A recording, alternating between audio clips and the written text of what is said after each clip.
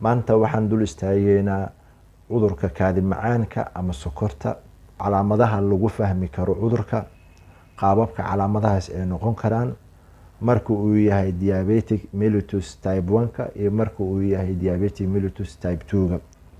haddaba qofka muxuu dareemaa marka ay sokorta ee jirkiisa ay ku dhacdo?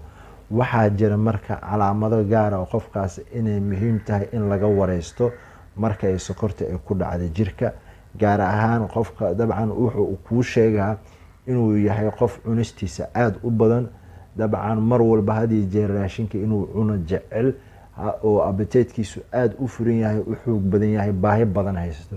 calaamadaas waxaa loo yaqaanaa bolophagia. wax cunis badan ayaa qofkan lagu arkaa, macmacaan badan inuu cuno ayuu dareemaa qofkan, energy badan inuu mar walba helana dabcan waa uu rabaa. calaamadaha kale ee kusoo xigo waxaa loo yaqaanaa polyuria. mar walba waxaa lagu arkaa qofkan kaadidiisa inay aada u badanayso, in hadii jeer uu noqonayo qof kaadadii ee aada ugu badatay, musqushi isticmaalkeedii dabcan aada u badan yahay, nambar badan oo mar walba uu kaadiyo ayuu kuu sheegaa marka uu ku imaado. marxaladaas ayadana dabcan waa calaamadaha fududeyn kara in qofka marka ay kaadidiisa badato haddana cunistiisa uu sii bato lagu tilmaami karaa ama lagu soo dhaweyni karo in ay jiri karaan diabetic mellitus. qeybaha kale oo dabcan qofka uu kuusii sheegan karo waxaa kamid ah markii laga yimaado bolophagia, polyuria, polydipsia oon badan. waxaa qofkan haya haraad badan, inuu hadii jeer uu ooman yahay ayuu kuu sheegaa, in afka uu qalalayo, carabka uu qalalayo, oon badan uu jiro, dhidid badan uu ka imaanayo, neeftuur badan uu jiro.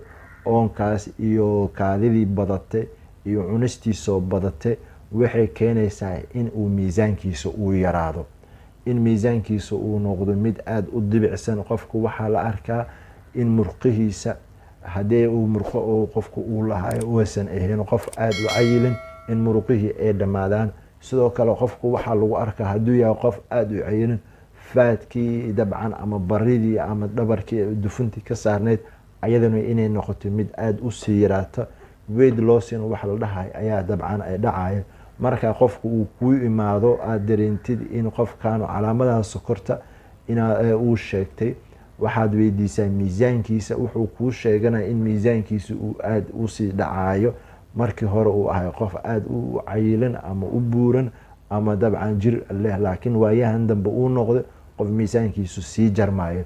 saddexdaas calaamadood polyuria, polydipsia, bolophagia oo ah cunis badan, kaadi badan iyo dabcan haraad badan, waxay u yihiin horodhac calaamadaha ee lagu saameynteeda leh ama lagu qiyaasi kara in qofkan uu yahay qof marxalada diabetic mellitus ay kusoo dhowdahay ama ay hayso. haddaba sidee ku imaadaan marka labadan cudur? waxaan kasoo hadalnay in labada cudur ee laba qaabood ee u kala dhacaan, laakiin waxyaabaha sababi kara sidee ku imaadaan. in cudurkan diabetic type 1 uu noqdo iyo in cudurkan uu noqdo diabetic type 2 oo qofku dabcan ku kala duwan yihiin factor iska sida uu yihiin jirkooda iyo sokorta qaabka ay la falgalayaan, iyo insulinkii in mar laga waaye jirka ay ku jirin marna ay ku badato. waxaa jira marka waxyaabo fududeynayo in sokortu ay jirka ay ku dhacdo. marka ugu horeyso type 1ku waxaa lagu sheegaa inuu yahay adiabatic. waxa sida saxda ah keena lama hayo, gacmaha laguma hayo, lama ogo. dabcan waxaa ka qayb qaatay oo fududeeyey in qofkaas autoimmune disorder uu jiro, in waxyeelo dabcan habdifaaceedkiisa jireed uu sameynayo, uu ka hor imaanayo qaybihii soo deynayay ganaca insulinka, inuu ugu talagalayo habdifaaceedkaas inuu si toos u baabi'iyo insulin, in jirka laga waayo, inaan lasoo deynin, in unugyadii soo deynayo ay meesha ka baxaan, taasoo sababaysa in sokorti mar walba ay badato. noocaas waxaan soo sheegnay waagii hore waxaa loo yaqaan juvenile, ilmaha yararka inuu ku dhaco.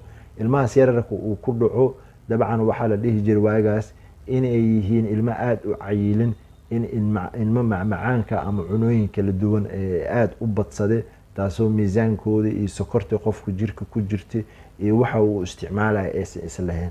laakiin waayahan waxaa la arkay in ilmo yaryar oo aan miisaan badan lahayn cunus badanna aysan jirin ay ku dhici karto. waxaa loo sababaa marka si guud ahaan genetic defect inuu jiro, inuu cilileysan yahay chromosomeski la falgalaya insulinka iyo cellski ama unugyadii isla falgelinaya receptorski qaadaya inay cilileysan yihiin, insulinkina dabcan aan soo deyni karin, habdifaaceedka jirka iyo qaababkaas uu ka hor imaaday. noocan kale oo ay dadka u badan yihiin 90% maxaa sababa marka?